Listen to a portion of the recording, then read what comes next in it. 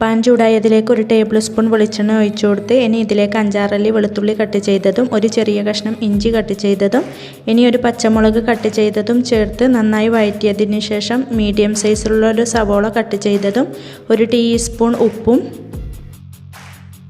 ഇതിലേക്ക് മീഡിയം സൈസിലുള്ള ഒരു തക്കാളി കട്ട് ചെയ്തതും 1/4 ടീസ്പൂൺ മഞ്ഞൾപ്പൊടിയും 1 ടീസ്പൂൺ ചിക്കൻ മസാലയും 1/4 ടീസ്പൂൺ ഗരം മസാലയും 1 ടീസ്പൂൺ കുരുമുളക് പൊടിയും ചേർത്തതിന് ശേഷം ഇനി ഇതിലേക്ക് 1 ടീസ്പൂൺ സോയാ സോസും 1 ടേബിൾ സ്പൂൺ ടൊമാറ്റോ സോസും മിക്സാക്കിയതിന് ശേഷം ഇനി ഫ്രൈ ചെയ്ത് വെച്ച ചിക്കനാണ് ചേർത്ത് കൊടുക്കുന്നത്.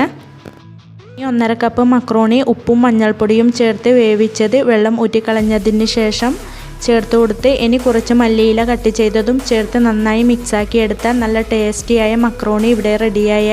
എല്ലാവരും ട്രൈ ചെയ്യാനും ലൈക്ക് ചെയ്യാനും കമൻറ്റ് ചെയ്യാനും സബ്സ്ക്രൈബ് ചെയ്യാനും മറക്കരുതേ.